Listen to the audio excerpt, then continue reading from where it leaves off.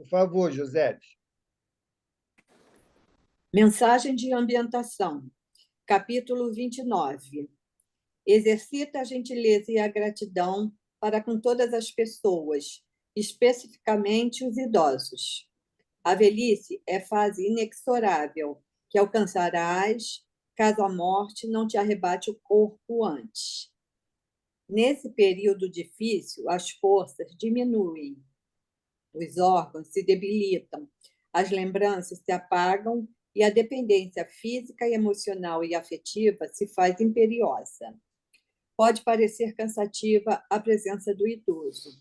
Ele, porém, é rico de experiência que te pode brindar, mas carente dos recursos que lhe podes oferecer.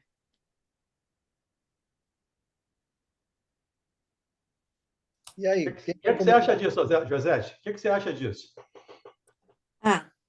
O que é muito claro, né, é a atenção para com todos, especialmente para os idosos, né, que com a sua vasta experiência, né, tem muito a oferecer.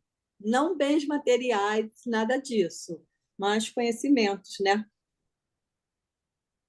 Isso mesmo. E todos nós chegaremos lá, né? Outra mensagem Com importante, certeza. né? Que às vezes Com a gente certeza. acha que o idoso que hoje incomoda, que nós não ficaremos na posição deles, né? Às vezes Verdade. estamos plantando exatamente aquilo que vamos colher, né? Quando não damos a devida atenção, né? Devido carinho, cuidado, né?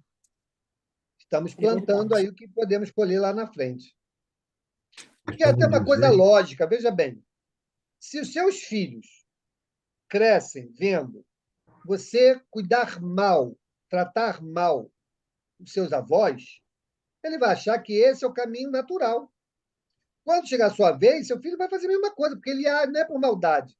Muitas das vezes é por entender que aquela é a maneira que aquele grupo social entende que seja cuidar.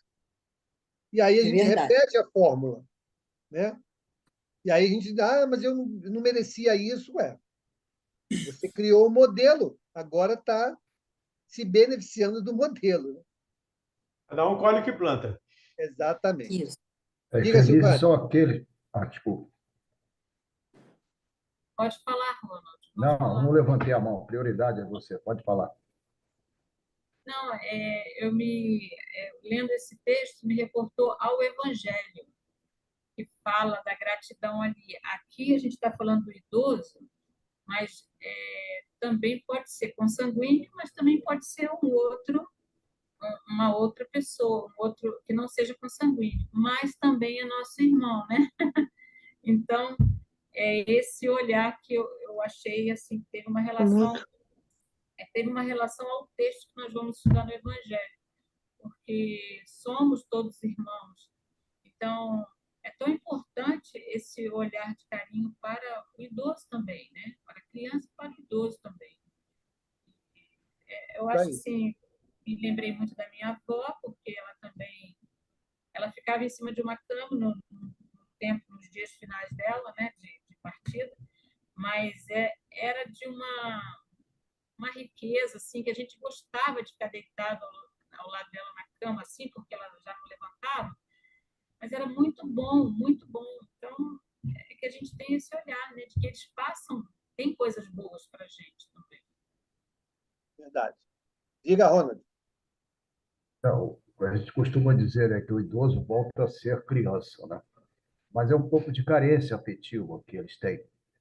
Ela lembrou bem, não é só os nossos idosos consanguíneos. A gente que trabalha em área de saúde, a gente vê muito idoso largado pela família, carente de atenção, de carinho, de uma palavra, de um ombro amigo.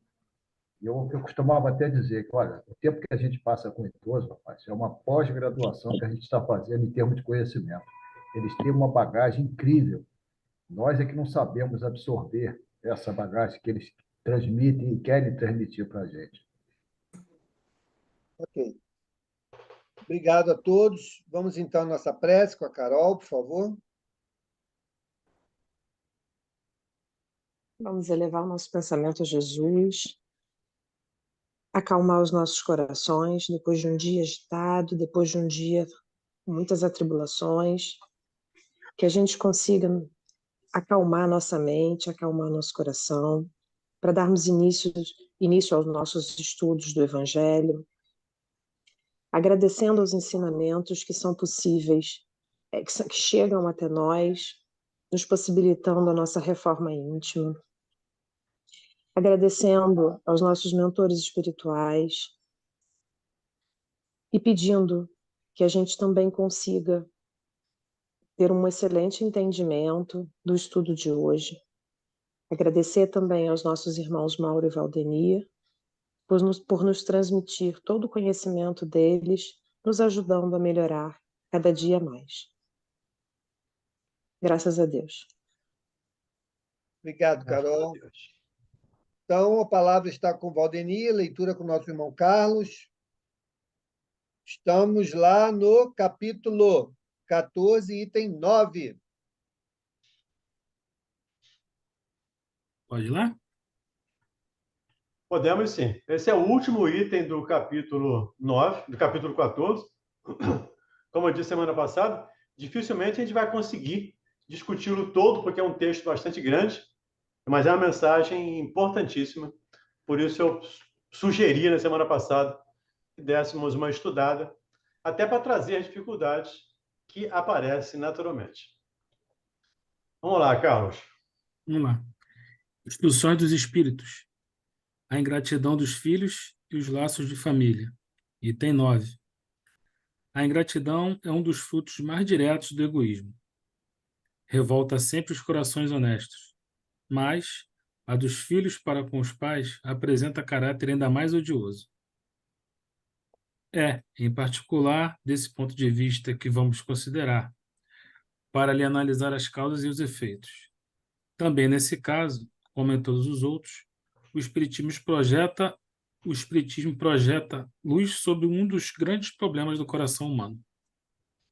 Aí tem alguns pontos aí que a gente precisa considerar, comentar, pelo menos para a gente refletir. Primeiro, a ingratidão.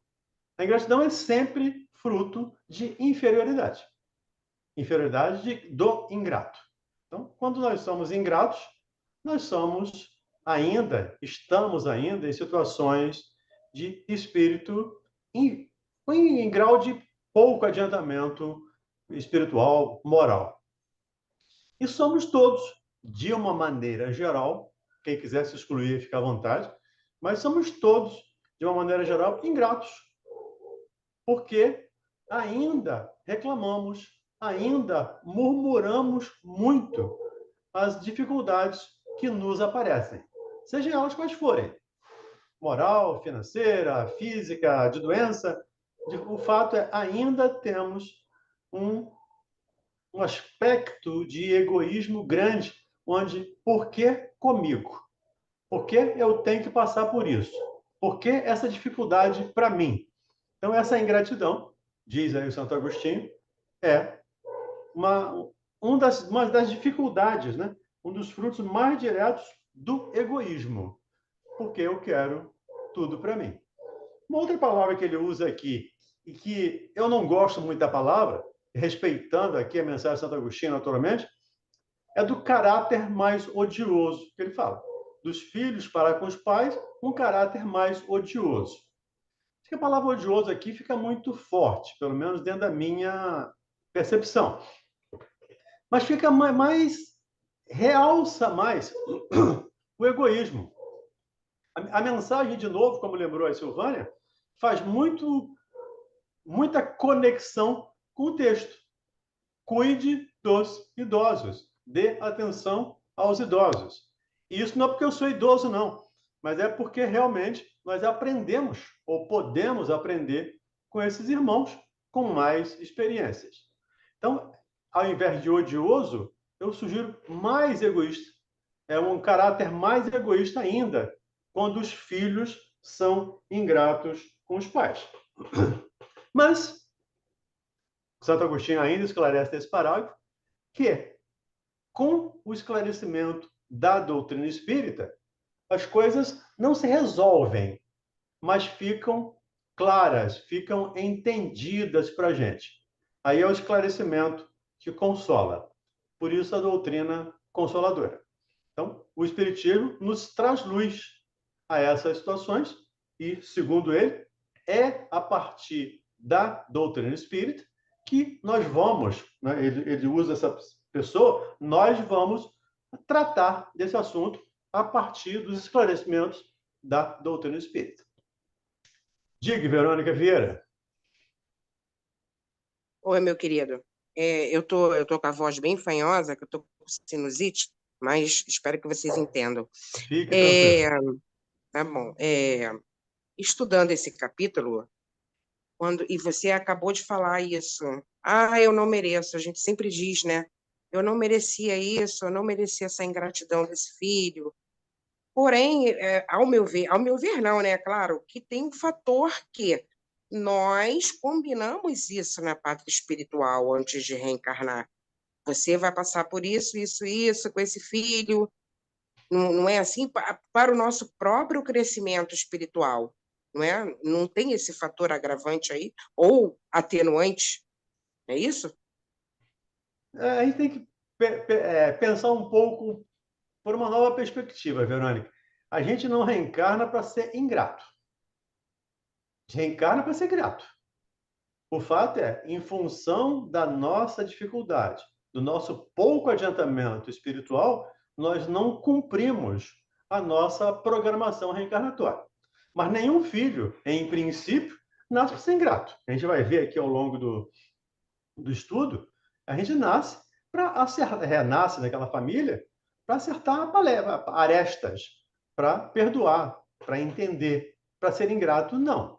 A programação é: vou receber um espírito que vamos ver aqui também, ao longo do texto, que é um adversário, ou que está, mas não é que é, né? Mas que está um adversário, que foi prejudicado por mim, ou que me prejudicou, e nós vamos nos encontrar de novo, mas sempre com o objetivo de perdoar. É aquela fala do Cristo: reconcilia-te enquanto estás a caminho com ele.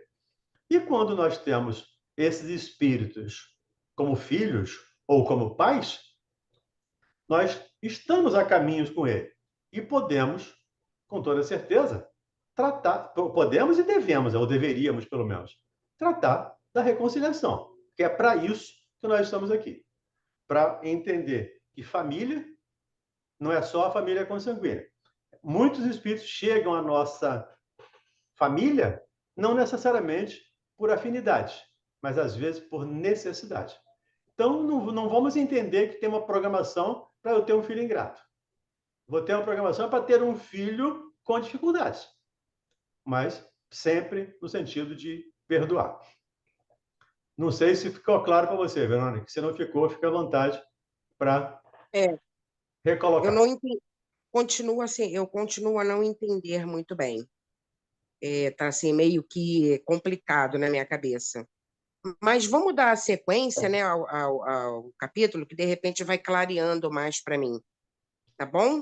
Fique à vontade para não levar dúvida para frente, tá? Não, pode deixar, eu vou acompanhando. Se eu sentir que eu continuo com a dúvida, aí eu vou perguntar novamente, tá bom? Tudo bem, tudo bem. Obrigada, Valdeni, obrigada. Diga, Carol Rodrigues. Valdemir, olha só, a ingratidão, ou a gratidão, né? Vamos falar da gratidão. A gratidão é um sentimento, certo? E a gente nasce com esses sentimentos dentro da gente. Os sentimentos são inatos, não é isso? Sim, eles estão em latência. A lei de Deus está inscrita na nossa consciência. Questão 621 lá do Livro dos Espíritos. Certo. E a partir disso eu te faço uma pergunta. Essa questão, às vezes, próximo da gente, às vezes nas nossas famílias, a gente peraí, apaga tudo. Às vezes a gente reencarna em famílias de desavenças, né, com familiares de problemas pretéritos. Essa latência, digamos assim, do sentimento, ela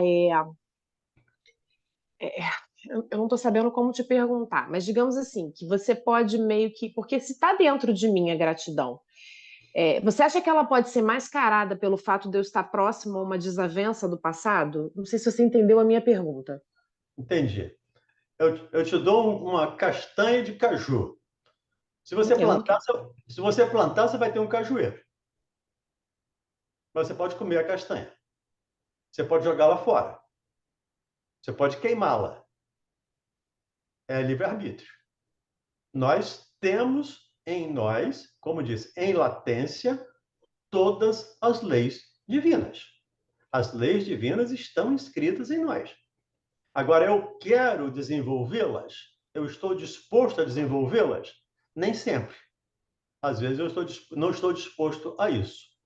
E eu me lembro até de uma situação, até no consultório uma vez, conversando com uma pessoa, e com as dificuldades inerentes lá à terapia, e como ela era espírita, disse, mas você muito provavelmente programou isso durante o processo de reencarnação, o projeto da sua reencarnação. Se eu reencarnei, se eu concordei com isso, eu quero discordar. Eu quero romper esse contrato, porque eu não quero mais fazer isso. É um direito da gente. Eu posso romper o contrato. Agora, é claro que eu vou ter que responder por todos os meus rompimentos, digamos assim. Por todos os contratos que eu não cumpri, eu vou ter que responder por eles. Até o último J, né? Até a última vírgula, eu tenho que cumprir tudo que está no contrato. Então, eu posso desenvolver essa latência ou posso permanecer com ela em latência. Um dia ela vai brotar. Às vezes, depois de muita dor. Muita dor. A dor é um excelente adubo para fazer com que essa semente, né, germine, floresça, frutifique. Não sei se ajudou aí, de novo. Se não ajudou, fica à vontade para a réplica. Neide, Não, eu ajudou. só pegar o gancho aí da pergunta da Carol, se me permite. De fato, as leis de Deus, as leis estão escritas em nós, com certeza estão. Para quê? Para nos ajudar no momento das nossas escolhas. Mas as virtudes não estão. Assim como as mazelas também não estão. Quando nós iniciamos a nossa reencarnação, o único sentido que nós temos é a noção do bem e do mal, ponto. Noção do bem e do mal. Isso é que nos permite a condição para a primeira encarnação do espírito. A partir daí, é o acúmulo das vivências e das escolhas. Então, não existe aquilo que, eu tenho a gratidão em mim, então, quando eu reencarnar, eu, teoricamente, não posso ser ingrato. Porque a gratidão ou a ingratidão, ela vai se manifestar de acordo com a situação, enquanto formos imperfeitos. Quando nós chegarmos à condição dos puros, aí eu serei grato até com aquele que me chicotear. Porque o meu sentido... Em tudo dai graças. Em tudo estarei dando graças, exatamente. Enquanto eu não chegar nesta condição, eu posso, sim, recair na situação de ser ingrato, porque eu ainda não estou plenamente revestido desta virtude. Então, aí fica fácil da gente entender, até respondendo aí a Verônica, né? Se eu estou convivendo com alguém e essa pessoa foi ingrata comigo, é porque ela está, como eu, no processo da construção da virtude. Então, são sempre oportunidades de aprendizado para ambas as pessoas envolvidas. Aquele que está diante de uma oportunidade de ser grato, e o outro lado, que está na posição de compreender o ingrato. Então, são sempre oportunidades de crescimento para nós. E aí cai naquele exemplo que o Valdemir deu. Essa é a semente, essa é a castanha. O que eu vou fazer com ela? Não gosto dessa castanha, vou jogar fora. Mas essa castanha aqui pode me dar fruto no futuro. Deixa eu plantar ela aqui, deixa eu cuidar dela. Depende de nós, né? Então, nós estamos muito distantes de viver qualquer virtude em plenitude. Nós estamos na fase de entendimento para construção. Então, quando estamos assim, é natural que ainda nos peguemos, né, tropeçando em situações divergentes da virtude ou diante daqueles que vão nos colocar em teste, né, apresentando a sua também condição ainda precária no processo, na fieira evolutiva. Né? Desculpe aí, gente. Vamos lá. Não, pelo amor de Deus, todo mundo tem que falar, gente. Todo mundo precisa falar, senão não faz sentido. O Valdeni, Fala, Neide Cristina. não, é porque quando a Verônica falou, pelo que eu entendi, ela está achando que todo mundo que nasce esse é o que achei, não sei se é isso.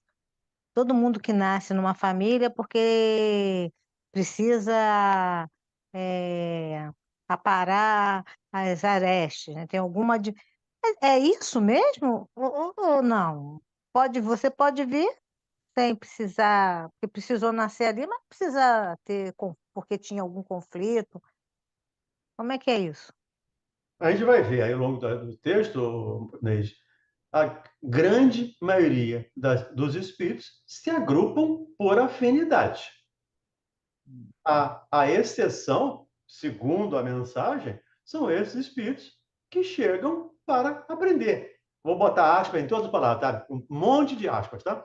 Que chegam para perturbar, que chegam para desequilibrar. Eles não chegam para isso, tá?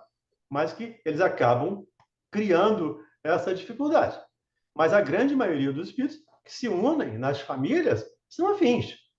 Tanto aqui, no plano físico, quanto no plano espiritual. Nos reunimos, nos agrupamos, nos ajuntamos por afinidade. Porque eu gosto das mesmas coisas, temos o mesmo desejo, o mesmo gosto, as mesmas aptidões, aí nos reunimos. E lá, no plano espiritual, isso é meio que condição sine qua non para que haja agrupamento. Aqui não. Aqui eu me encontro com espíritos que pensam completamente diferente de mim, que são opostos a mim, exatamente para essa reconciliação. Porque aqui nós temos a matéria que nos impede de lembrar. Mas quando nós estamos lá, via de regra, também podemos perceber tudo. E aí entender e ver as dificuldades de um e de outro e não nos unir. Seria mais ou menos, guardadas as devidas proporções, um jogo Flamengo e Fluminense. Ninguém bota a camisa do Flamengo e vai para a torcida do Fluminense. E vice-versa. Lá no plano do espírito, todo mundo vai vestir a camisa do mesmo time, da mesma ideia, da mesma afinidade. E aqui também, na maioria das vezes, assim, a gente vai ver ao longo da história como acontece esse processo. Mas não é todo mundo adversário, a parar a aresta, não. Senão isso seria um problema muito sério, né? Pois é. A gente tem auxiliares também, tem espíritos amigos que vêm nos auxiliar. Me lembrei aqui do livro Os Mensageiros, onde uma pessoa reencarna para receber 4 filhos que eram amigos dele no nosso lar. E ele simplesmente não quis esses filhos porque resolveu desfazer o contrato. E claro que isso gerou grandes consequências ou consequências desagradáveis para ele, como vai gerar para qualquer um que deixar de cumprir a lei de amor, justiça e caridade. Certo, obrigada. Verônica levantou a mão de novo. Diga, Verônica. Oi. O Mauro falou uma coisa que eu queria perguntar. Por exemplo, sobre a ingratidão. A gente vai, perdoa, mostra, olha, isso não está errado, não faça novamente. E os anos vão se passando e o erro persiste. Sempre. Aí eu te pergunto, Valdeni, não se torna uma coisa... peraí, qual é a palavra que eu vou usar? Por exemplo, não, o filho pensa, né? Não, e eu vou fazer sim, porque eu sei que ela vai me perdoar. Você está entendendo? Então, no meu cotidiano, isso para mim é sem vergonhice. Eu não vou ficar perdoando, agindo com gratidão para ele, porque isso vai se tornar um hábito. Não, eu vou fazer sim, e vai passar uma semana, tá tudo tranquilo, volta tudo ao normal. Eu agia dessa forma.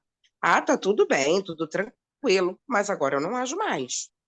Porque eu acho que isso vira, como eu te disse, um hábito, e eu parei há muito tempo já. Ah, não sei o quê. Não, ponto e não. Então eu estou sendo curta, grossa e ignorante, como eu já sou mesmo, né? Porque, para mim, está aí no cotidiano e eu acho que está errado. Até eu quero que vocês me corrijam se eu estou pensando erradamente. Que bom que você não faz mais, Verônica. Porque você cresceu, você evoluiu. Isso dentro da sua perspectiva. Você já pensou se Deus fosse ficar de mal conosco toda vez que contrariamos uma lei dele? Pelo menos eu ia ficar em maus lençóis, com toda certeza. Então, o que é o ensinamento do Cristo? A essência do ensinamento do Cristo. Faça aos outros aquilo que você gostaria que te fizessem. Então, se eu gosto que Deus me dê oportunidades, e o que ele nos faz quando nos permite reencarnar é uma nova oportunidade. Eu já falei aqui, já citei aqui algumas vezes, o caso de um espírito, de uma senhora, que reencarna 9 vezes seguidas para superar os ciúmes. Bondade de Deus, que vai permitindo que repitamos, até que aprendamos a lição. E se nós gostamos de receber essa dádiva, digamos assim, essa oportunidade do Pai, precisamos, por nossa vez, fazer o mesmo. Porque a lei perdoa as nossas dívidas na proporção que perdoarmos aos nossos devedores. Isso está lá no Pai Nosso. Assim eu percebo, tá, Verônica? Não estou dizendo que você está certo ou está errado, eu só percebo dessa maneira. Tá bom. Ok. Bom? Obrigada. Alguém mais? Então vamos lá. Carlos, segundo parágrafo. Quando deixa a terra, o espírito leva consigo as paixões ou as virtudes inerentes à sua natureza e se aperfeiçoa no espaço, ou permanece estacionário até que deseje receber a luz. Muitos, portanto, se vão cheios de ódios violentos e de insaciados desejos de vingança. Há alguns dentre eles, porém, mais adiantados do que os outros. É dado entrevejo uma partícula da verdade. Apreciam então as funestas consequências de suas paixões e são induzidos a tomar resoluções boas. Compreendem que para chegar a Deus, uma só é a senha: caridade. Ora, não há caridade sem esquecimento dos ultrajes e das injúrias. Não há caridade sem perdão, nem com o coração tomado de ódio. Perfeito. Então, algumas coisas, algumas deduções a gente pode tirar aqui. Primeiro, nós não mudamos quando morremos. Quando deixamos o nosso corpo, nós vamos continuar, em essência, sendo a mesma coisa que éramos, ou que somos. Vamos continuar pensando, sentindo. Quando deixa a terra, ele leva consigo as paixões ou as virtudes inerentes ao seu aperfeiçoamento. E permanece estacionado ou pode adiantar. Aí, livre-arbítrio. Eu posso permanecer estacionado no espaço. No espaço aqui, na erradicidade. Eu posso permanecer lá estacionado. E vou para lá, às vezes, muito cheio de ódio e de vingança. Mas, ao longo do tempo, eu vou ouvindo, vou vendo, vou analisando. E, principalmente, um instrumento que é infalível, que é a dor. A dor iguala a todos. A dor nos nivela a todos. E a dor é que vai me fazer rever posições. Então, a gente vê isso, principalmente nas mesas mediúnicas, quando a gente conversa com espíritos, né? O quanto a dor o faz mudar de opinião. Porque, às vezes, ele se revolta e gera dor para ele, gera sofrimento. Mas, ao longo do tempo, ele entende. Só uma senha para sair da situação. Caridade. E aí eu falo interessante que vai em cima da questão da Verônica. Não há caridade sem perdão. Não há caridade sem esquecimento do passado. Esquecimento aqui, gente, não é apagar da memória, tá? Aí é Alzheimer, alguma demência. Esquecimento aqui é eu lembrar daquele fato, que ele vai estar vivo na minha mente, mas não me causar nenhum mal-estar, não me causar nenhuma dor. Lá na questão 886 do Livro dos Espíritos, nós já passamos por ela? Acho que já passamos, né? Não passamos ainda não. Ainda não chegamos lá. Mas Kardec pergunta lá como é que Jesus entende caridade. E os Espíritos respondem a Kardec. Benevolência para com todos, indulgências para as imperfeições alheias e perdão das ofensas. Então, sem benevolência, sem indulgência, sem perdão, não tem caridade. Isso que a gente precisa ter em mente. Enquanto eu não aprender a perdoar, enquanto eu não aprender a ser benevolente ou a ser indulgente, eu não vou fazer caridade. Eu vou ser beneficente. Eu vou doar alguma coisa. Mas caridade, em essência, segundo o ensinamento do Cristo, é isso. Benevolência, indulgência e perdão. É o que a gente chama de BIP. Benevolência, indulgência e perdão. Diga, Mauro. Eu queria chamar a atenção aqui do texto, né, ao termo permanece estacionário. E aí a gente entende, né, se a gente fizer a devida relação, nós vamos entender, inclusive a fala da Verônica, né? Ah, porque a pessoa fala, a gente perdoa, a pessoa insiste e volta a errar, e volta a errar, e volta a errar. Ele está estacionário numa determinada posição. E não somos nós, pelo nosso querer, ou pela nossa querência, né, que vamos fazer com que ele dê o passo seguinte. Não vai. Ele não está convencido de que precisa mudar. Pelo contrário, ele está convencido de que a posição em que ele está agora é a melhor para ele. Por mais que a gente queira, nós não vamos mudar isso. Então, quando os espíritos respondem aqui, gente, a gente tem que trazer essa informação aqui e aplicar no nosso dia a dia. Isso não serve só para o desencarnado, não. Encarnado também estaciona. Olha o caso aí, 9 encarnações para vencer o ciúme. Estava estacionária nessa dificuldade. Então, cada um de nós, se olhar direitinho, estamos aí estacionados em algumas situações que não estamos dispostos a mudar. Aí vem, o Valdemir falou também, quando vem a companheira dor, aflição, né, tormento, é para a gente sair dessa condição estacionária. Já estudamos isso anteriormente, né? Por que vem os flagelos destruidores? Para impulsioná-los ao progresso, para sair da zona de conforto, como a gente está acostumado a ouvir aí. Então, todos nós, gente, estamos inseridos nisso. Quando a gente olha para nós mesmos, pô, mas eu ainda faço isso, pô, mas ainda isso aqui ainda tenho gosto por isso, é porque nesses pontos nós estamos estacionários. Nós Bem ainda não lembrado, Mauro. decidimos mudar. Me permita, Mauro, porque você falou uma coisa interessante aí. Nesse ponto. É. É nesse ponto e ainda estou estacionado. Por favor, Exatamente. me desculpe interromper. Não, sem problema. E isso não é uma questão da nossa integralidade. Nós podemos avançar em alguns aspectos, em outros não. Isso é natural.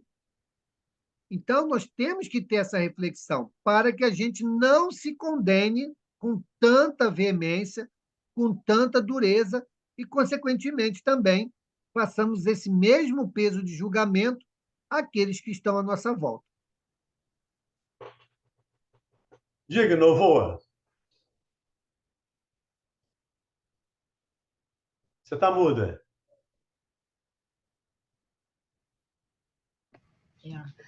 É que demora tanto aqui para mim achar o bagulho aqui e fazer. Eu acho engraçado essa coisa do perdão, porque que nem eu tive uma família muito difícil, de pais difíceis e tudo, mas eu compreendo, eles não podem dar o que eles não tiveram. Minha mãe não teve uma família, foi criada numa instituição, a mãe dela era muito doente mental, não tinha condições de criá-la. O meu pai foi criado numa família grande, que ele tinha que trabalhar, tinha que fazer as coisas. Então, eu tenho muitas irmãs, e elas, mulheres, já são de falar muito, então está muita... E eu sempre fui aqui, sempre botei panos em todos, e assim, eu não sou de guardar raiva, e eu nem gosto de carregar, porque é muito lixo para você ficar carregando, e eu me cobro muito de ficar, assim, a primeira oportunidade que eu tenho de fazer as pazes com alguém, eu vou lá e faço, porque... é um sentimento que você carrega tão pesado. Desculpa dos meus cachorros estarem brincando para cá. Eles estão numa zoeira danada.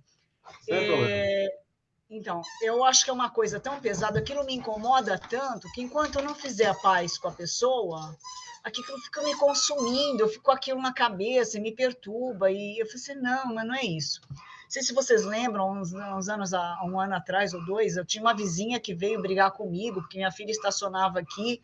Eu cheguei para ela, passou um ano, a gente se falava, veio o inverno, a gente não se fala mesmo, porque é tudo neve para cá, não dá para ver. Aí chegou a primavera, eu cheguei e ofereci um vaso para ela, com umas flores, tudo. Eu quase não a vejo. E essa semana passada, eu estava tirando umas ervas ali, uns matos do meu jardim da frente, ela veio, Gláucia, sabe aquela flor que você me deu? E me mostrou, a flor tá linda. Nossa, eu fico tão emocionada de ver isso aqui, porque fala assim, a Gerber ela sempre volta todo ano. E eu fico feliz, porque numa situação que eu podia estar inimiga dela, eu não fiquei instigando, porque, gente, quantas vidas a gente está aqui peleando, vamos carregar mais coisa, por que não fazer logo as pazes, esquecer? Essa coisa de carregar mágoa, receio, não adianta, é só lixo, deixa para lá, passa adiante, tenta melhorar, tenta... entendeu? Não levar adiante, porque isso só nos prejudica, isso aí traz só mais problemas, mais sofrimentos. Então, eu não tenho, assim, procuro não manter as mágoas. E se tem uma pessoa que eu fico pegando no pé, sou eu mesmo, porque eu não posso mudar o outro, mas eu posso me mudar. Eu posso ver onde que eu estou com os erros, aonde que eu estou fazendo as coisas erradas. E volta e meia eu fico brigando comigo mesmo. Puxa vida, você não vai, ainda vai ficar com isso aí? Caramba, aí eu vou com a pessoa assim, olha, você me desculpe, não foi bem o que eu quis dizer, eu estava pensando assim, mas não foi a minha intenção. E muitas vezes a gente magoa pessoas que a gente gosta, não pessoas que a gente não gosta, né? A gente, puxa vida, por que eu fui falar isso? Porque eu não fiquei de boca calada. Então, uma das coisas que eu estou aprendendo hoje em dia é ficar mais calada, eu estou mais observando, porque na observação acho que a gente aprende mais e assim, se segura mais a língua, se segura mais em tudo, né? Não sei. É a minha experiência de vida. Por isso você tem 2 ouvidos e uma boca só. Exatamente. Estou aprendendo isso. Estou velha, mas estou aprendendo. É para ouvir mais do que falar. E você usou uma expressão interessante aí. De novo, experiência de consultório. Há algum tempo eu recebi uma pessoa no consultório, uma senhora já de uma certa idade, e a gente sempre tem aquela primeira pergunta, né? E aí, o que é que você traz aqui? O que é que você vai fazer? O que é que eu posso ajudar? Eu quero que você me ajude a tirar o lixo da minha cabeça. Porque a minha cabeça é um caminhão de lixo. A que ponto chega a nossa capacidade de armazenar coisas ruins dentro de nós? Quando você junta lixo, você vai juntar insetos, roedores, né? Doenças, bactérias, vírus, vermes, sei lá. Você vai juntar um monte de coisa. Então, a gente precisa realmente trabalhar isso. E nós estamos aqui, né? Quantas vidas a gente vai precisar voltar para aprender, para não sei o quê, sabe? Eu já errei tanto quanto todo mundo que está... Eu já matei, já fiz, já aconteci em outras vidas, eu só não lembro. Mas a gente fez tudo que todo mundo que está hoje incomodando a gente faz. Então, para que não aprender a lição? Esquece, porque você já fez igual. Hoje em dia você pensa diferente.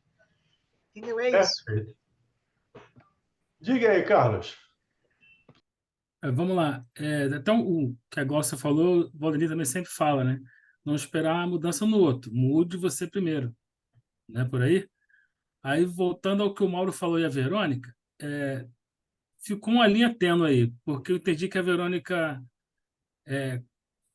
às vezes se culpa por cobrar demais, mas essa cobrança não tem que ser tão excessiva a ponto dela se magoar por isso. Como é que ela descobre o limite disso? Como é que nós descobrimos, né? Ela sozinha não, muita gente passa pelo mesmo problema.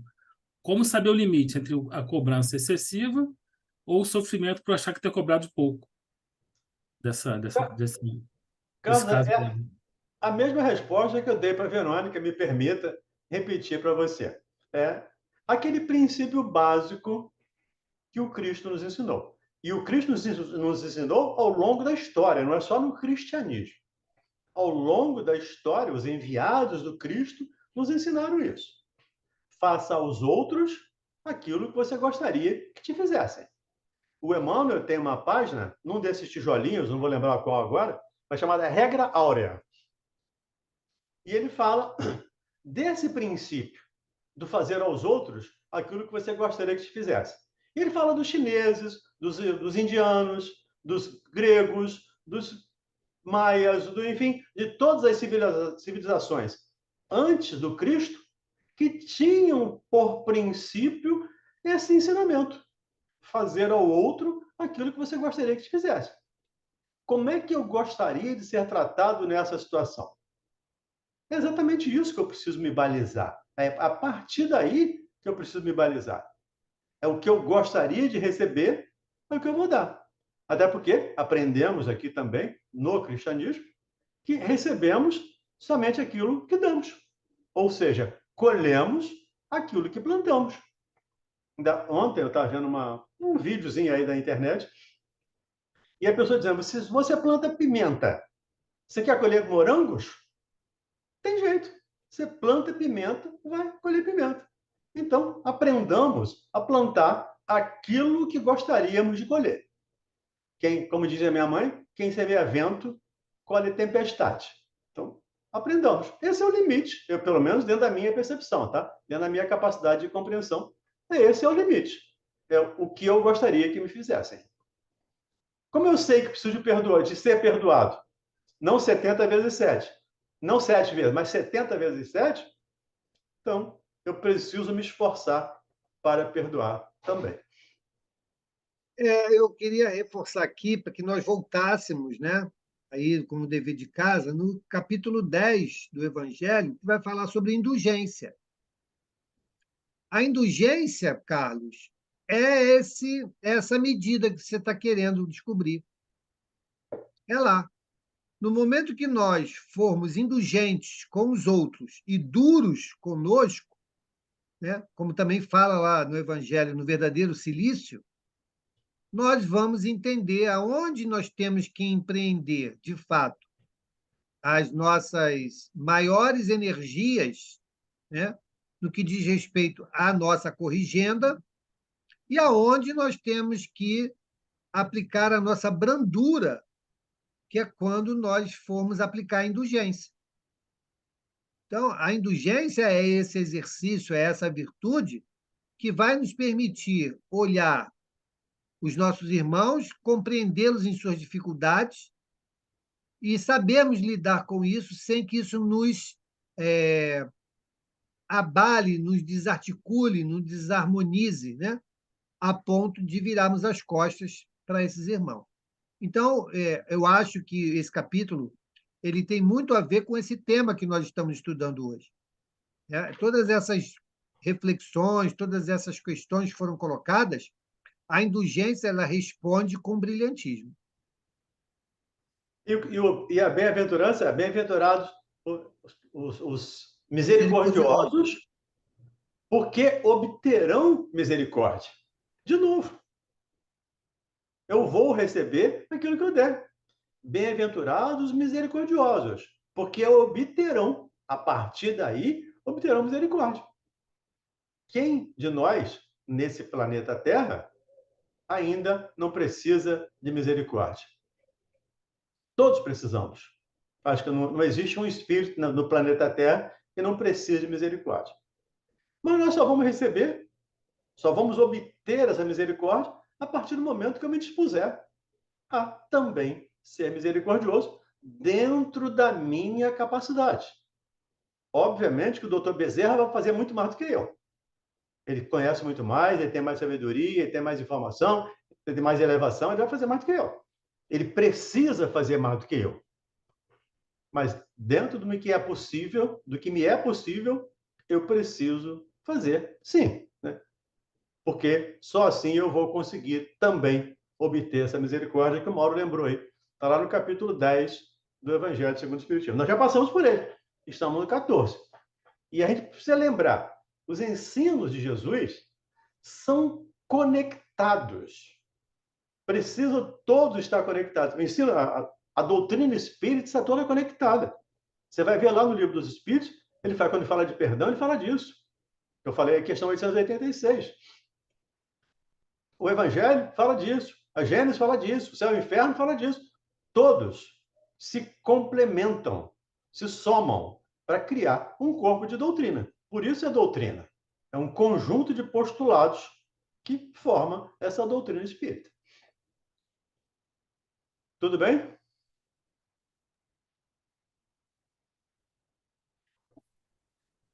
Então, mediante inaudito esforço, conseguem tais espíritos observar os que a quem eles odiaram na terra. Ao vê-los, porém, a animosidade se lhes desperta no íntimo. Revoltam-se à ideia de perdoar, e ainda mais a de abdicarem de si mesmo, sobretudo a de amarem o que lhes destruíram, quiçá os haveres, a honra, a família. Continua? Sim, por favor. Fecha o parágrafo. Entretanto, abalado fica o coração desses infelizes.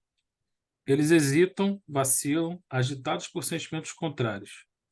Se predomina a boa resolução, oram a Deus, imploram aos bons espíritos que lhe deem forças no momento mais decisivo da prova. Então, nós vamos para lá, pegando aí o resumo, cheio de ódios, adiantamos ou nos estacionamos, depois entendemos que só com caridade, só com essa senha, caridade, nós vamos sair desse estacionamento, nós vamos começar a caminhar, e aí eu faço um esforço, um grande esforço, um inaudito esforço para superar a mim mesmo. E olhando para a Terra, olhando para o encarnado, para os encarnados, aqueles a quem eu odiei, ou que me fizeram muito mal, ou que me odiaram, e aí eu preciso voltar para essa família. Agora, para mim aqui, a grande beleza desse texto, como da doutrina de uma maneira geral, eu não dependo de ninguém. Porque a partir do momento que eu me arrependa, a partir do momento que eu queira, eu vou encontrar toda a ajuda possível. Eu vou estar cercado, rodeado por uma tão grande nuvem de testemunhas, como nos alerta Paulo. Então, é o meu esforço. Eu não dependo de ninguém. O que eu preciso é aprender. Eu preciso fazer a minha parte. Eu preciso sair do estacionamento. Eu posso estacionar, como lembrou o Mauro. Eu posso estacionar tanto encarnado quanto desencarnado. E quantos reencarnados estão estacionários? Esse caso mesmo das reencarnações para vencer o sul, estacionamento de 630 anos reencarnados. Mais uns 630 aí desencarnados. Um estacionamento de 1000 anos. E nós nem percebemos. Perdemos tempo. Então, essa é a beleza da doutrina espírita. De nos mostrar que eu não dependo do outro para crescer. Quer dizer, até dependo do relacionamento, obviamente. Mas é o meu esforço que me faz crescer. É o meu esforço que vai me fazer caminhar, evoluir. Depende de mim. E eu tenho, né? Lembrando aqui do He-Man, eu tenho a força. Né? Os mais antigos lembram do desenho aí, né? Eu tenho a força. Né? Então, eu tenho essa força, desde que assim eu queira. Né? Sem ser o He-Man, estou mais para esqueleto do que para o He-Man, né? Mas essa é a ideia. Ok, gente? Continuemos. Por fim, após anos de meditações e prece, o espírito se aproveita de um corpo e prepara na família daquele a quem detestou, e pede aos espíritos incumbidos de transmitir às ordens superiores permissão para ir preencher na Terra o destino daquele corpo que acaba de formar-se. Pois é, só um minuto aí, né? Por fim, após anos de meditação e prece.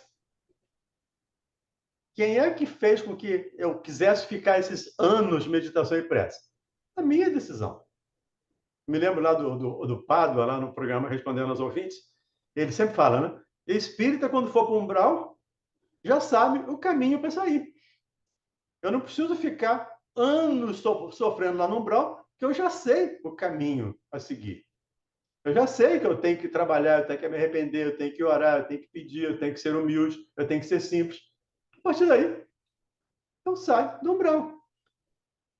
E nesses anos de estacionamento, ou de prece que eu passo aqui pedindo, é também tempo que eu ocupo, que poderia ser diminuído, ou poderá ser diminuído, a partir do momento que estivermos lá. Por favor. Qual será o seu procedimento na família escolhida? Dependerá da sua maior ou menor persistência nas boas resoluções que tomou. O incessante contato com os seres a quem odiou constitui prova terrível, sob a qual não raro sucumbe, se não tem ainda bastante forte a vontade. Assim, conforme prevaleça ou não a resolução boa, ele será o amigo ou inimigo daqueles entre os quais foi chamado a viver.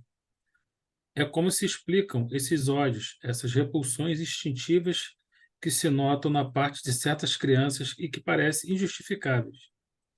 Nada, com efeito, naquela existência há podido provocar semelhante antipatia. Para se lhes aprender a causa, necessário se tornar volver o olhar ao passado. Sem que olhemos para o passado, não temos como. Lá no Evangelho segundo o Espiritismo, no capítulo 5, até vou fazer esse estudo amanhã, pergunta lá se nós devemos diminuir a prova, né? Por termo a prova, as dificuldades de algum irmão. E os espíritos, respondendo a Kardec, diz que sim. E diz que as nossas dificuldades de hoje são apenas os juros das dívidas do passado. É o que está escrito lá no capítulo 5, item 27. 27 ou 28? 27 do Evangelho. Então, qual vai ser o nosso comportamento na família? Eu posso ser amigo ou posso ser inimigo. Mas, voltando aqui à fala inicial da Verônica, nós não reencarnaremos nessa família para sermos inimigos, para sermos pedras de tropeço. Nós reencarnaremos para aparar arestas, para crescer, para aprender, para caminhar. Agora depende do nosso esforço. Sim. Eu me lembro da história que o Dr. Jorge André contava, né? Contou, na verdade, do filho dele, né? O oitavo filho. O oitavo filho, aquele espírito que ele estava doutrinando há um tempão, de um general, né? Tinha sido general. General de Hitler. De Hitler, né? Isso.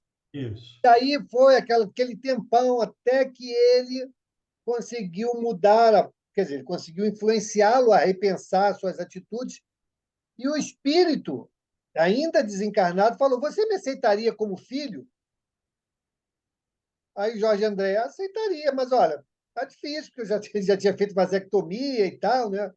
Não, a mulher tinha tirado o útero, A esposa, tirado as trompas. Tinha tirado as trompas. A esposa tinha tirado as trompas. Falei: mas aceitaria, mas infelizmente não tem mais nessa vida como te aceitar. Beleza, isso aí passou. A esposa veio a aparecer grávida. Teve o neném. E era esse espírito voltando. E aí, já crescido, o espírito começou a apresentar aquela personalidade autoritária, né? Ele falou: "Ô, general, agora você está em outra posição. Quem manda aqui sou eu. Coronel aqui agora sou eu. Coronel aqui agora sou eu." Exatamente. Então, E veja, ele era gente, coronel mesmo, tá? Ele era coronel da Força Aérea. deram na fábrica. É. E aí vocês vão ver, né, como é que é essa história, como se repete, né?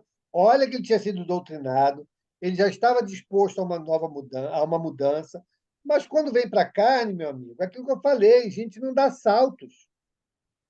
Eu posso até estar convencido, mas não significa que eu transformei esse convencimento em atitude renovada. Isso tem um tempo, isso tem uma maturação. Então, isso faz com que, esse entendimento faz com que a gente tenha esse olhar mais indulgente com aqueles que estão à nossa volta, ainda, né, empedernidos de atitudes equivocadas. É isso. Aí que vem a beleza da indulgência. De novo, é a regra áurea do ensinamento do Cristo.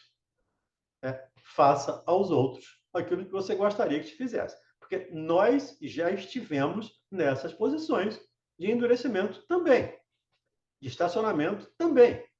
E quando estávamos parados, quando estávamos estacionados, e às vezes até causando grande dificuldade para os outros, encontramos alguém que nos estendeu a mão. Encontramos um amigo, um irmão em Cristo que nos estendeu a mão e nos auxiliou.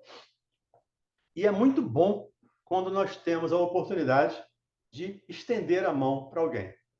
É muito bom, né, quando a gente pode fazer o bem. Não é para ser agradecido, não, mas é para ver, por ver a melhoria do outro, por ver o crescimento do outro, por ver o alívio da dor do outro. É como se a pessoa chegasse com muita dor no consultório, ou numa conversa, no atendimento fraterno, e saísse dali sem dor. Saísse dali esclarecido. Chegasse no escuro e saísse esclarecido. Saísse na luz.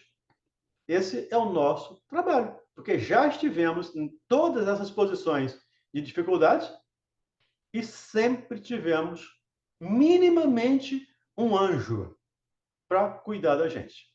Um anjo que está um pouco, não é anjo puro, espírito puro, mas que está um pouquinho acima de mim e que vem cuidando de mim e cuidou de mim ao longo de toda essa história, me orientando, me encaminhando, me elevando, convidando à elevação.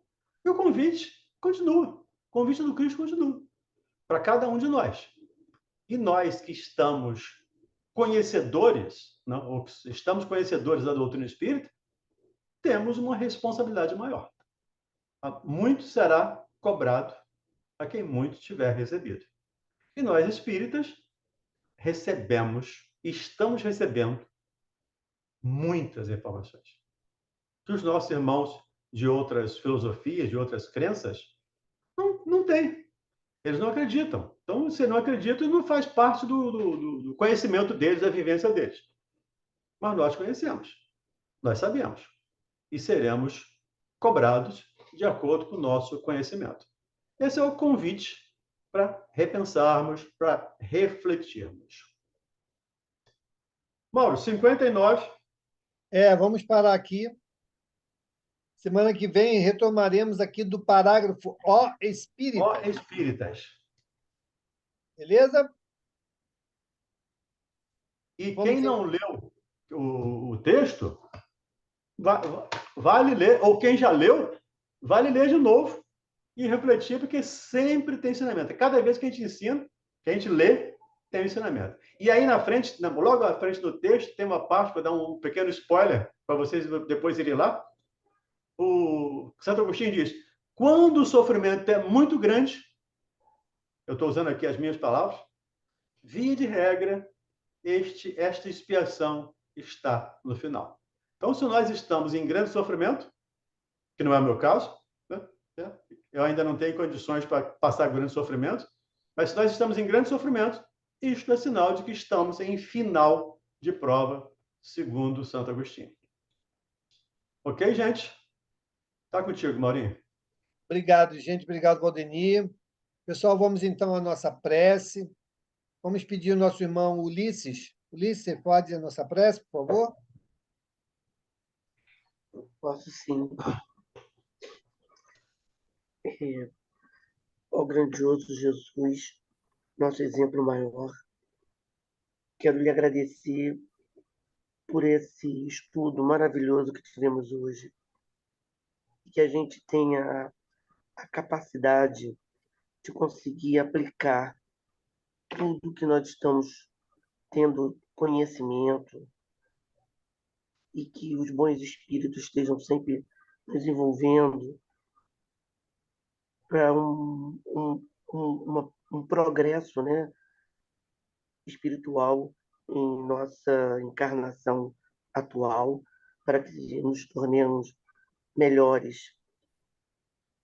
Sei que é um exercício, sei que nada é fácil, nada é simples, temos que abdicar de algumas coisas, mas com fé, com determinação e bondade, graças aos ensinamentos, a gente há de conseguir. Que tenhamos uma boa noite e agradeço ao estudo de hoje. Muito obrigado. Graças a Deus. Que assim seja. Graças a Obrigado, Deus. Ulisses. Pessoal, um beijo. Amanhã estaremos lá na rádio. Obrigado, Fala a gente. campanha aí do aplicativo. Obrigado, Moreira. Beleza? Ai, Tchau, a todos. Tchau, boa noite. Forte abraço. Tá.